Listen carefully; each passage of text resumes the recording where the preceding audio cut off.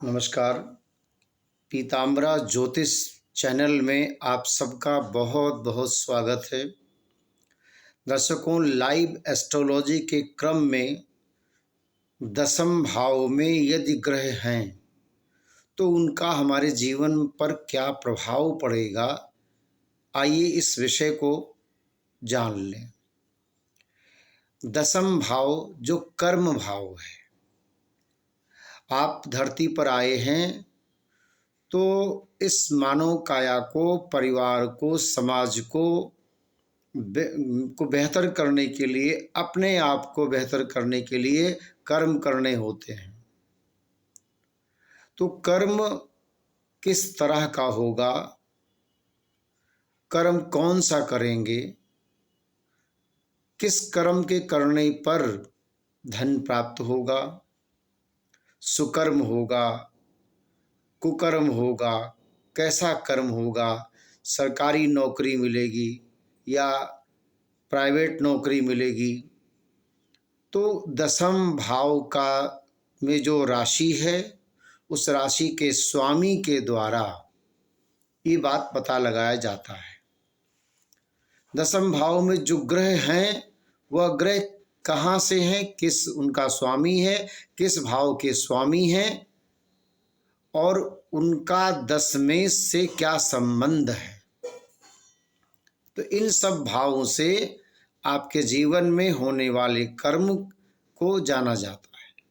यदि सूर्य है तो सूर्य का अगर दसम भाव में है तो थोड़ा अभिमान आ जाता है, लेकिन जीवन सुखी रहता है, कोमल चीज़ों में रुचि वाले होते हैं, नृत्य गीत में प्रेम होता है और राजा के द्वारा पूज्य होते हैं। पुत्र, वाहन, ज्ञान, धन, बल, कीर्ति और राज्य प्राप्त होता है।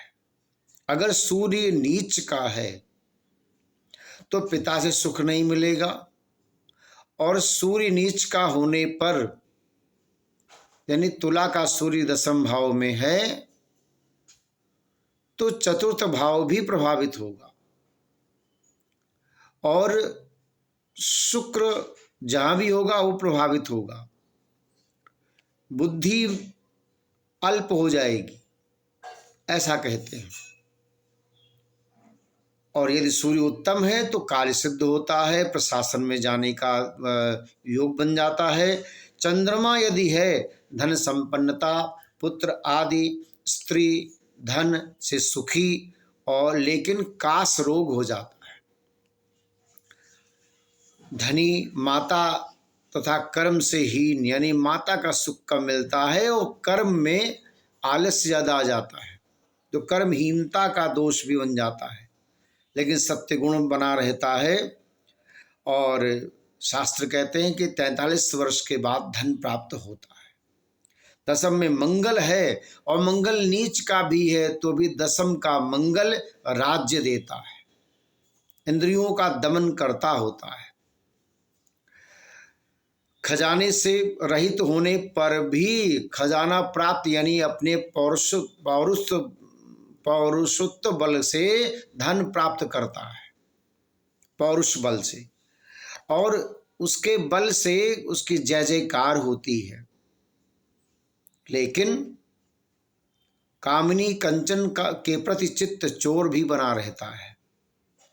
गुणी, संसार में मान्य, साहसी, दयावान रहता है और 27 वर्ष में शस्त्र से भय बना रहता है, पुत्रवान रहता है। यदि दसम भाव में बुध है तो विद्या का ज्ञाता, यशस्वी, धनी, विनोदी और गुरुजनों के साथ में हित करने वाला होता है। वाहन खरीदता है अपने धन कमाए धन से, थोड़ा बोलता है और 19 वर्ष में धन कमाने लगता है।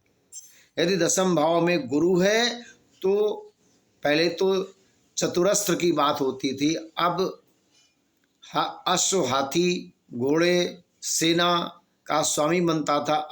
अब इस समय वाहन हो गया है, 4 पहिए का वाहन प्राप्त हो जाता है।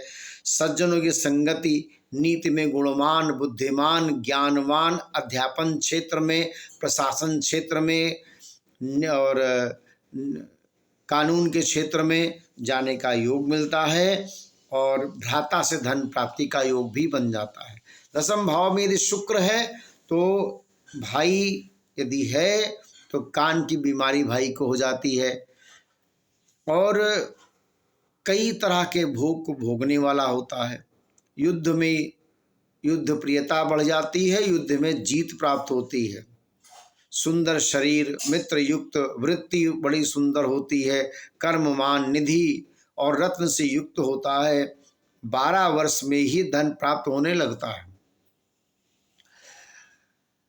वाद विवाद करता है, प्रीति वाला, कीर्ति युक्त बुद्धिमान होता है। दसम में शनि है तो बड़ा धनी होता है और प्रदेश में जाकर धन प्राप्त करता है। शत्रु से भय नहीं लगता। अधिकारी, बलवान, राजा, मंत्री, कानूनविद, शिक्षाविद और उच्च कोटि का मंत्री बनता है। दसम में राहु है, काम में आतुरता, हर कार्य में विघ्न आ जाते हैं, कर्म क्षेत्र गड़बड़ हो जाता है। परधन का एक शुक्र रहता है कि कैसे बिना काम किए दूसरे का धन मिल जाए। सब कामों में अग्रणी रहता है लेकिन काम को बीच में छोड़ देता है। अतिहीन, मलिन, खेलने में बड़ा चपल, प्रसिद्धि, चोरी में निपुणता, कलह प्रिय और छोटे छोटे ग्राम का स्वामी भी हो जाता है, दंड नायक भी होता है, मंत्री होता है, जेल का मंत्री या जेल में कोई अधिकारी बन जाए। यदि दसम में केतु है तो कार्य में विघ्न आ जाते हैं, अपवित्रता रहती है। विद्वान शिल्पकार रहता है, आत्मज्ञानी रहता है, वीरों में श्रेष्ठ रहता है, घूमने वाला होता है लेकिन उधर विकार बना रहता है, पर स्त्रीगामी होता है। तो आपने जाना कि दसम भाव में ग्रहों की स्थिति होने पर इतना ही नहीं है, ये तो हमने सूक्ष्म ज्ञान दिया है, बहुत बड़ा विस्तार है।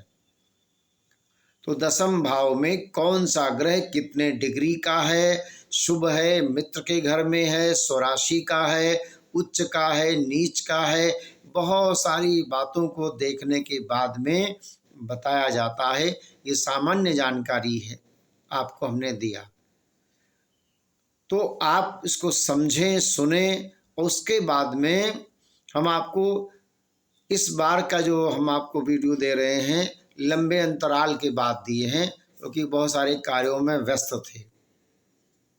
तो आपको अब 2 और भाव का, एकादश और द्वादश भाव का वीडियो देंगे।